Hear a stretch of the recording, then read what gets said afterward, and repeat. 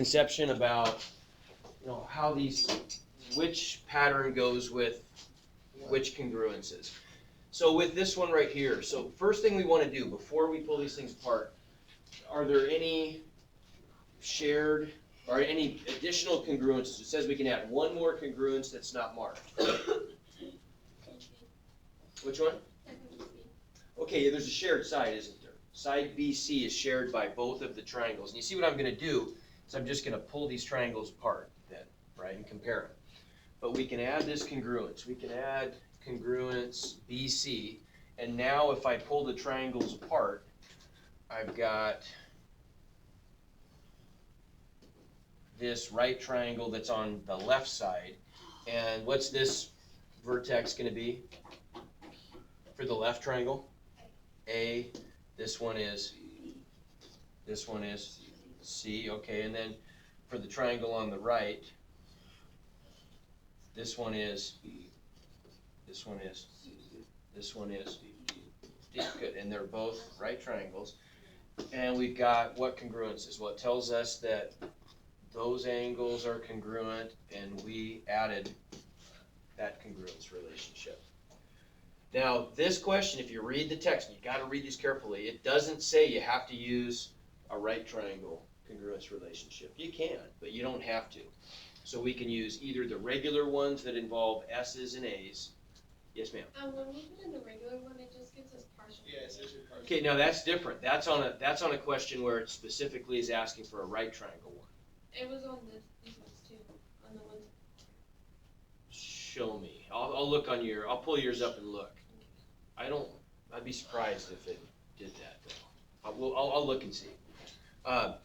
So if we're using regular congruences, what's the relationship that we could use here? How many congruences are listed up there technically? 3. Okay, because right angles are congruent, right? Okay, so I think, what are the 2 possible answers that people might put? One correct and one incorrect. What's one of them, you think? Here are my congruences. I'll make this blue so it sticks out. What are the 2 that people might choose? I mean, what parts are there that are congruent? I've got an angle on a side, right? Yeah. So there's only 2 different, if we go through our possible relationships, regular triangle relationships, not right triangle relationships, we've got SSS, what S? What else? ASA, AAS, or SAS. So either one of those are candidates, right?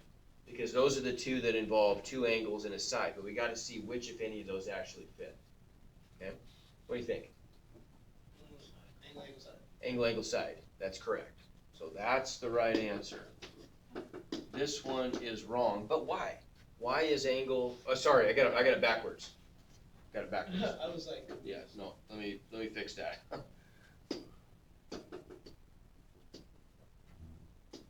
on.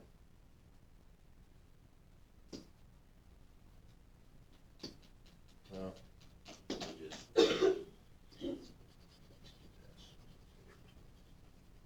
Okay, so yeah, I got that backwards, didn't I? So this is the right answer, and that's the wrong answer.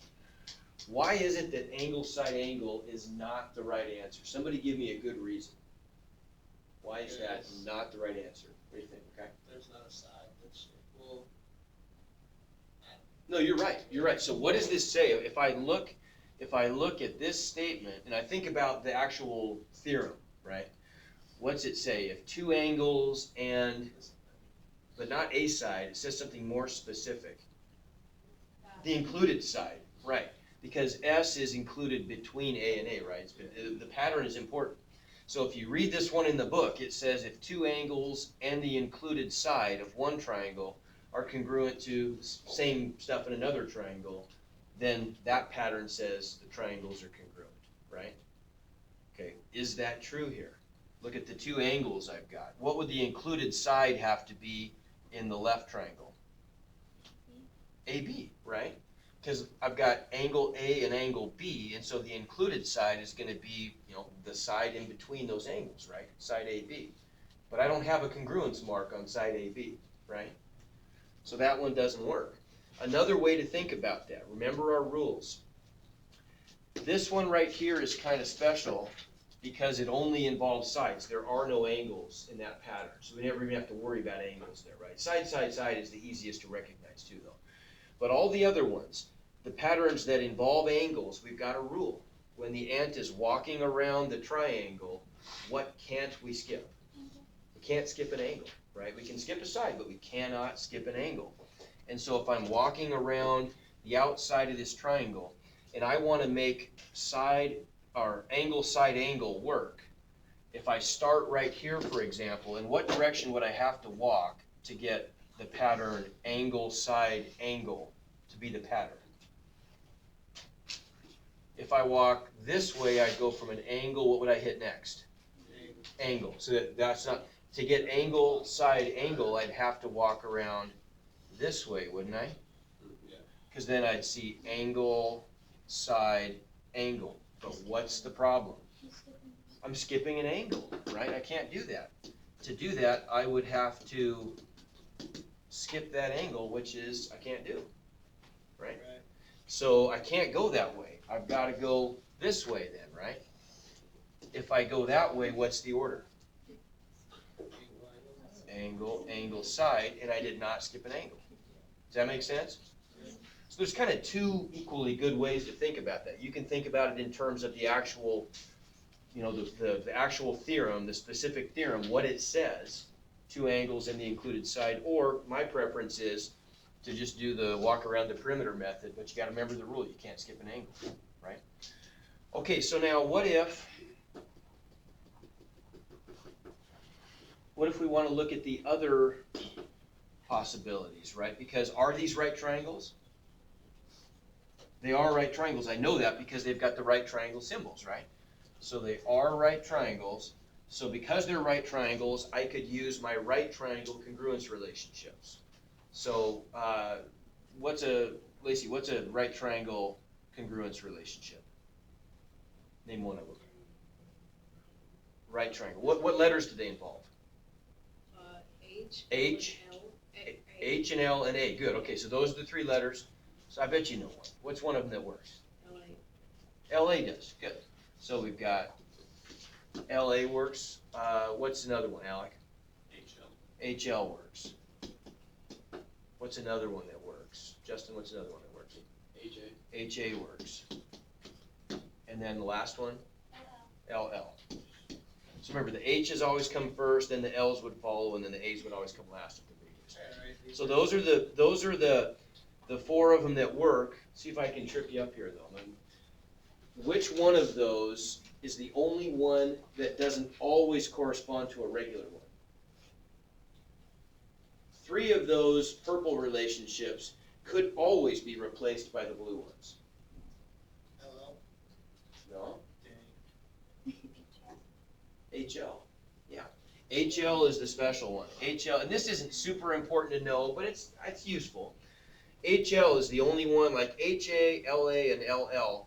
Those are legitimate answers, but if I ever use those, I would have always had the option of using one of the other ones. They always would have worked, but this one sometimes works on its own when the blue ones fail, okay? Not in this case. In this case, which is the purple relationship that would work? If we look at these right triangles, let's label the sides. What are the sides? What are the sides in this right triangle? Which one is, should I put an H by? AC. AC. So AC is H. What is AB? L, that's a leg, right? Because the hypotenuse is the side opposite the right angle. The other sides are legs. And then where would I put the acute angles?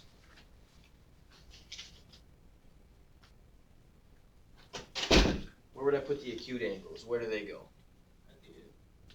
Yeah, which angle is not an acute angle in the left triangle? B. Yeah, so these would be the two acute angles, right? So which ones are we using here? It looks like that guy and that guy, right? So I've got an L and an A congruent to an L and an A. So it's LA, right? Oops, put it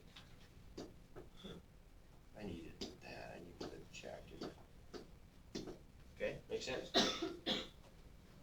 Okay, let's look at another one. How about this guy? Look at it for a second. Don't say anything yet. Everybody look at it. Think what you can do here. Now, this one's a little bit different. This one is asking for a right triangle congruence relationship in bold capitals, right? It doesn't want any S's and A's and stuff like that. It wants H's and L's and A's and that kind of stuff, right? Okay, what, are there any additional congruences we can add here? It says we can add one more. The shared leg. Okay, they share a side, don't they? So we could add that, right? On this one, maybe it's not even necessary to pull this one apart. You can. I could pull these triangles apart. Now, if I do, what are the congruence marks are on what parts of the right triangle? The sides, but for the right triangles, we gotta name the sides as either a hypotenuse or a leg. They're the legs, aren't they, right? Because this would be the hypotenuse, right? AT and AC, or an AG, but those ones aren't marked. So I've marked a leg and a leg, that's an L, and that's a leg in both triangles, isn't it? So LL would be the answer, right? Make sense? Okay. What about this guy? Are there any shared congruences? Side again. Okay, yeah, so if I did pull those apart, let's just take the left one for example.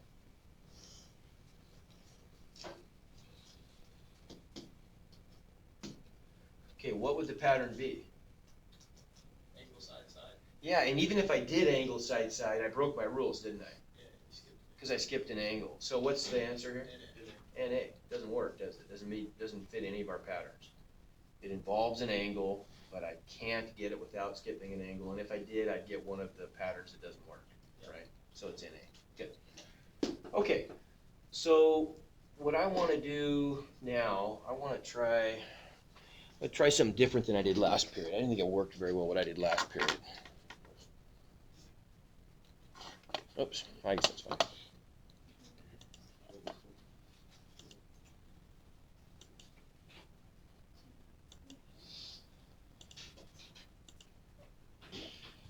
Okay, so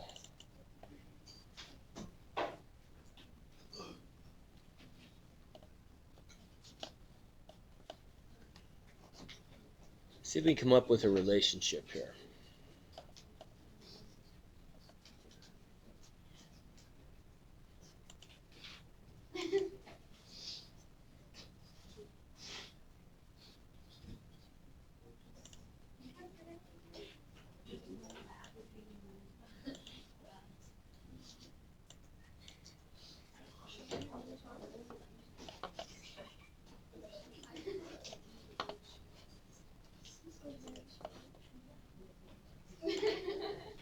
Okay, so you talk me through this real quick. The first thing we're going to do is I want to construct a perpendicular bisector of a segment. Okay, perpendicular bisector of a segment. So let's make a segment.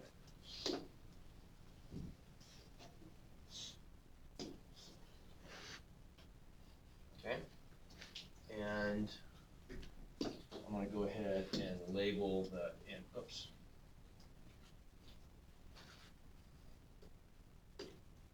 Let's label the endpoints.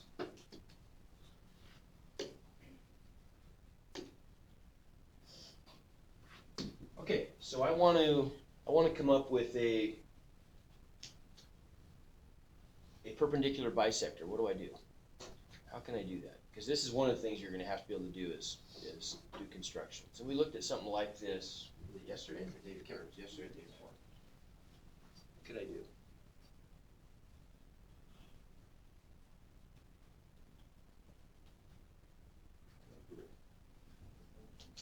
I need to bisect the line. I need to find the midpoint, right? And I could cheat. On Geometry Sketchpad, I could take this line and find the midpoint. I'll tell you what, I'm going to cheat this time. I'm going to do that. I am going to cheat. Because this will work just as well for what we're going to do today. Okay, so I'm gonna highlight this thing and I'm gonna construct a midpoint. Okay, so there's my midpoint. Let's label that. Okay, so it's C. And now I want to come up with a line that's perpendicular to that. I can do that. If I highlight the line and the point, I can cheat again. I can go up to construct and I can construct a perpendicular line. There it is. Okay.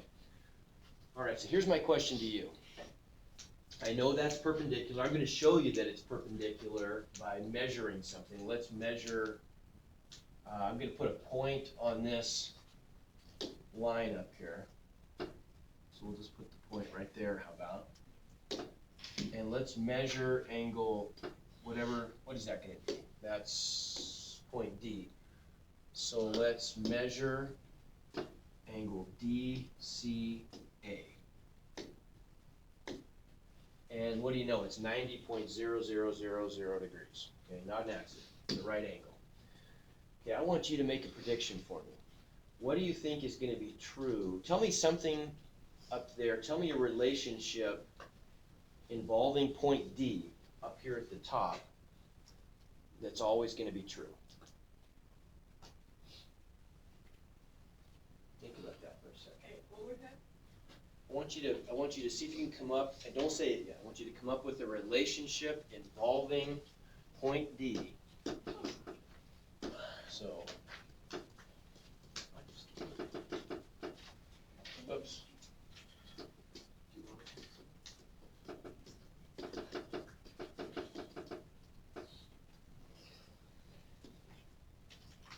That's always true. Go ahead and turn to your neighbor and bounce some ideas off each other. I want a relationship involving point D that's always going to be true.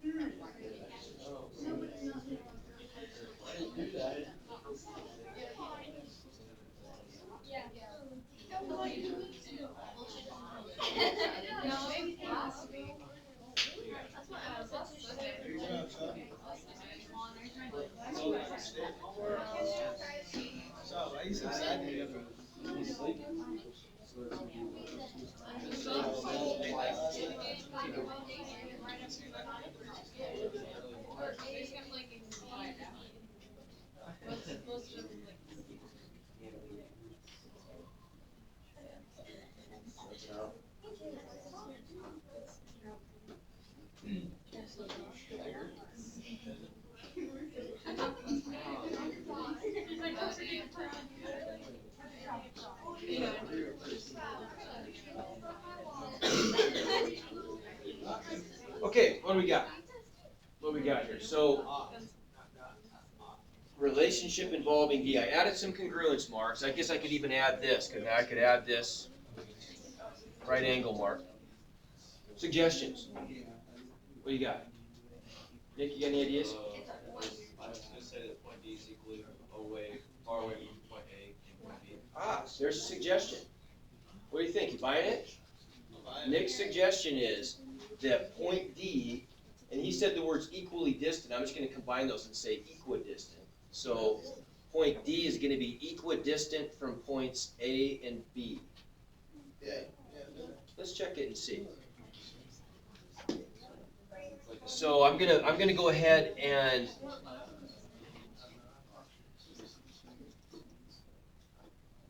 and measure these distances. So let's measure distance from A to D. So we measured that distance. That's 11.2995. And let's measure also, how about the distance from D to B? Oh, it is. Okay, but maybe he just lucked out, and that only works for that one spot. Let's see. If I drag this around, what do you notice about those distances? Oh, they stay the same. They stay the same. They stay the same, don't they? Right? Okay. Is that surprising? No, probably not. In fact, I would argue that maybe that's especially not surprising if you think about the way that we usually go about constructing a perpendicular bisector. Let's look at this in two ways. Okay, that makes sense, doesn't it? What we just said. There's a couple ways we can sort of justify this. Let's justify it using a construction. So I want to do this. Oops.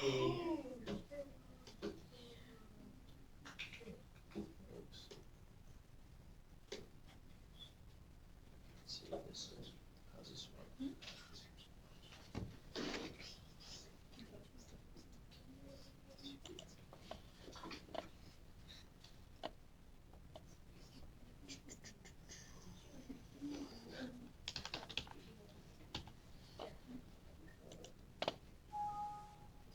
Oh.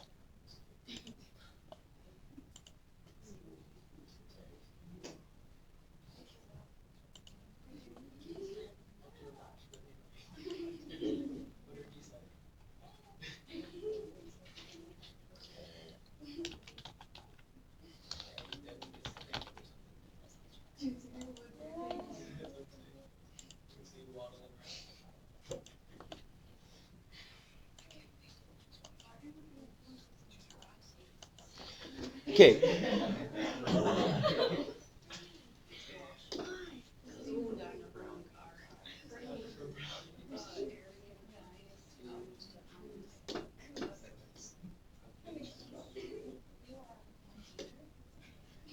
I went to Siri Williams. Okay, here we go. Have a look, please. Okay, you guys are gonna have to do this, right? You're gonna have to demonstrate these constructions, not using this program, but using the one we looked at the other day at GeoGebra, that one that's just online. Very similar though. Same idea. The construction is the same. The only tools you get in a construction, remember, a traditional construction, you'd get the compass, which measures, so you can create circles of fixed radius, right?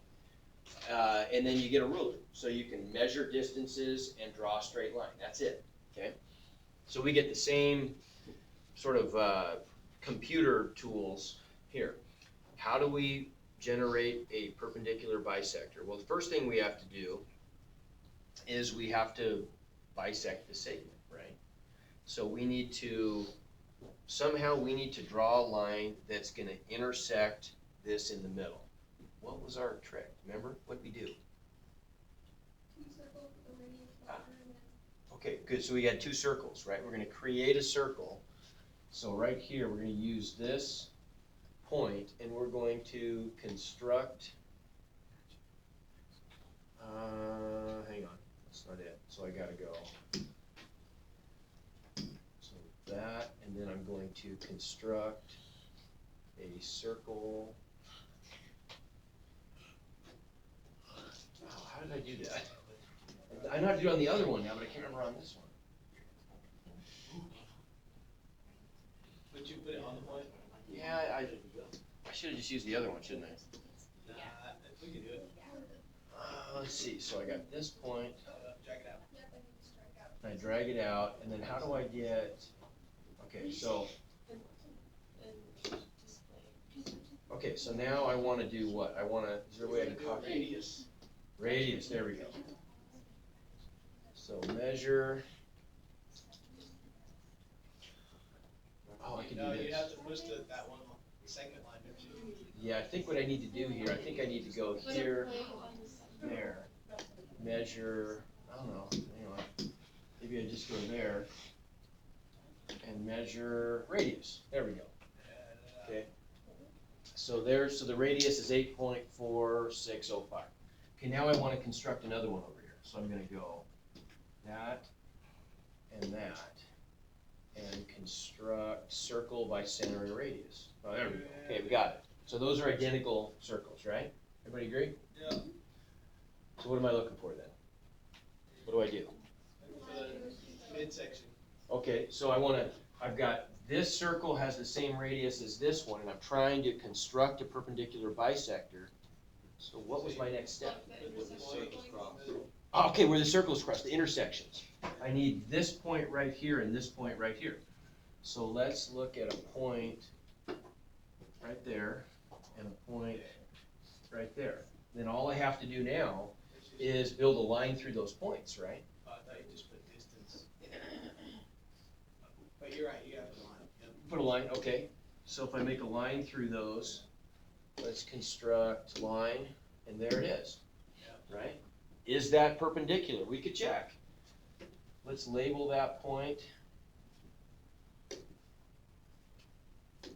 And let's go ahead and add a point at this intersection right there. And let's label that one. And what are the things I would have to show you to prove to you that I just created a perpendicular bisector? What do you want me to show you? Looks good. Okay, what am I going to measure? Both sides. So I could measure this distance, right? I could measure the distance from A to E. So let's measure that.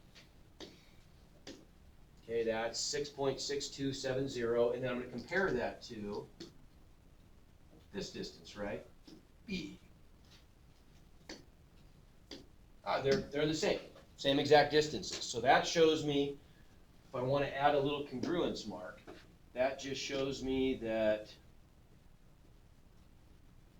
that segment's congruent to that segment, right? So far, so good. What else do you probably want me to demonstrate for you, though? So I showed that it bisects the segment, but I want to prove that it's a perpendicular bisector. So what else would you need to know? Okay, that this angle is how big? Like this angle right here, for example. It's got to be 90. Good, so we'll measure it and see. Would have to be 90. So if we measure angle D, we'll measure DEA. How about 90 exactly. So it is a perpendicular bisector, right? Now think what we did, though, to create this, right? We created this point D to generate the perpendicular bisector, right? But what about point D? Point D was the intersection of these two circles that had the same radius, right? So doesn't that tell me then, isn't that just saying that that radius and that radius were the same? Okay, so that just, it's another way of showing what Nick told us, right? That if point D lies on this perpendicular bisector, then it must be equidistant from points A and B, the endpoints of the segment, right? Because that's how we built the perpendicular bisector, right? Okay. If we wanted to, we could prove this. Couldn't we prove, if we want to prove that congruence, that these sides are congruent, we already know that those are right triangles. It's a pretty easy proof, actually. You guys know how to do this. We've been doing this stuff quite a bit. If I'm looking at the two triangles, the triangle on the left, and let me go ahead and shade these so we can have different colors. So we've got the orange triangle and the green triangle. How about?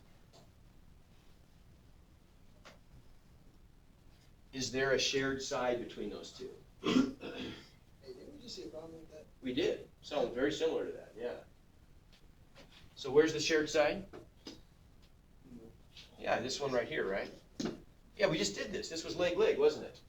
We just did this exact problem. So we showed that the orange triangle and the green triangle are congruent by leg, or if we want to, we could use side, angle, side too, right? So we know that this one that's an A, that's a C, that's an E, and that's a B. So then we know that triangle ACE is congruent to triangle what, Caitlin? ACE is congruent to triangle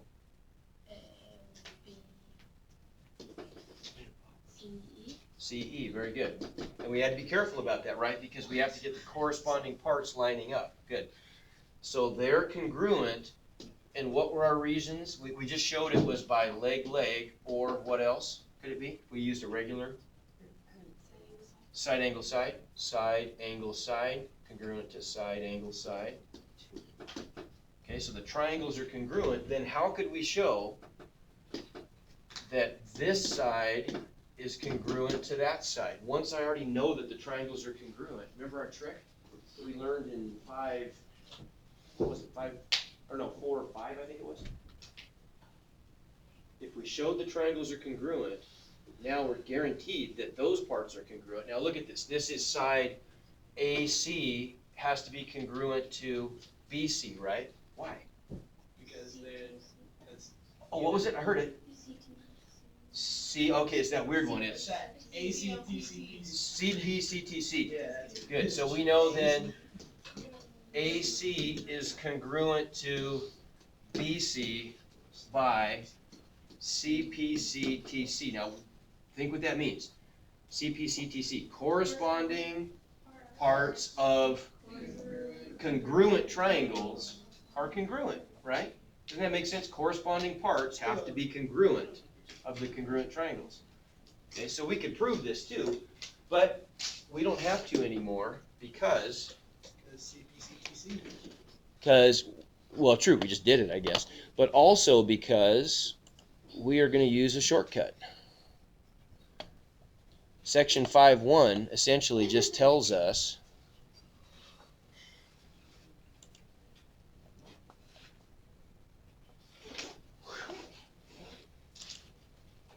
that very thing.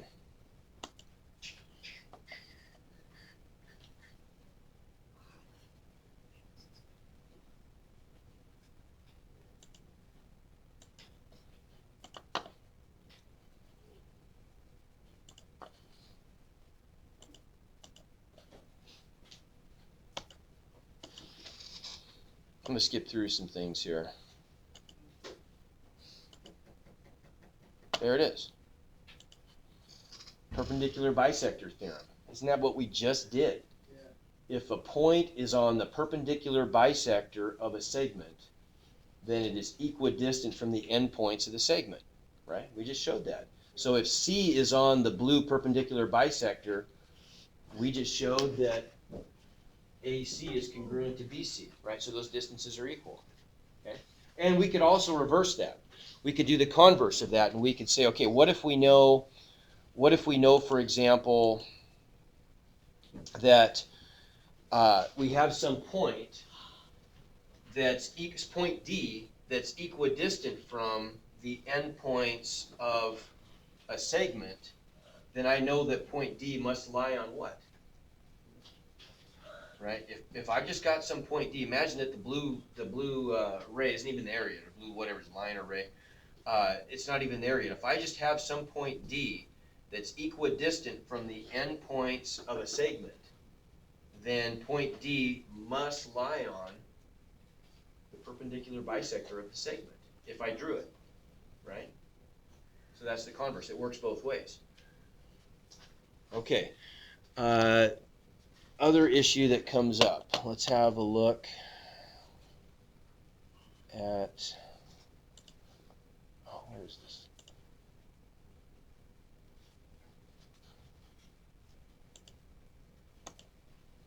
Okay, I want to go back here.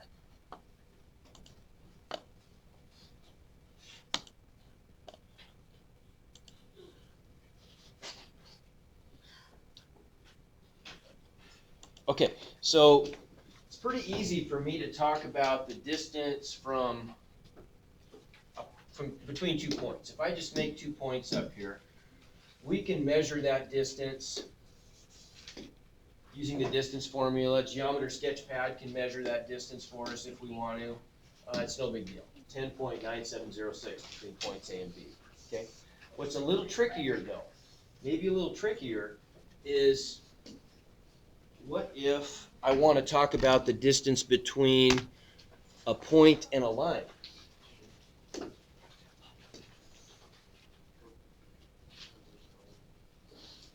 Or we'll just make it the same idea.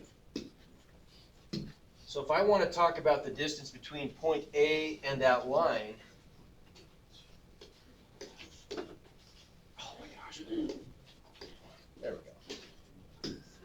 How do you think I might go about that? There's a lot of paths that an ant could take to walk from A to the line, couldn't he? Right? What if say he's going to walk in a straight line each time? One thing he could do, I'm going to draw a circle here that shows how far he could walk if he walks directly outward right, in a straight line. In this case right here, the path that he would have taken might have been in that direction to get to the line, or it might have been in that direction. Could he have taken a shorter path? Yeah. He could have. All I'd have to do to make that a shorter path is just, make the, make the circle smaller, right? So now maybe he would have aimed there or there instead, right? Yeah.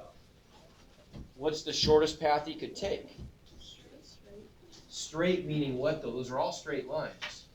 But what would make this, what are you trying to tell me to do? Like there he doesn't quite get to the line yet, does he? He hasn't walked far enough. But right about there, he has, if he walks exactly in what direction? Straight. Okay, not straight's not the word you're looking for. Perpendicular to the line, yeah. If he walks perpendicular to the line, that's the shortest distance he could take, right? So in math, when we talk about the distance between a point and a line, we're not really talking about the infinite possibilities that the ant could walk. We're talking about the one shortest length he could walk, which is the perpendicular distance, right? Okay, so when we talk about distance to a line, we mean the perpendicular distance. We're out of here in like 3 minutes, and okay, that's a good place to stop. All right, I'll put the assignment up. You could do 90% of it. I'll just fill in one little blank on Monday, and that'll be that.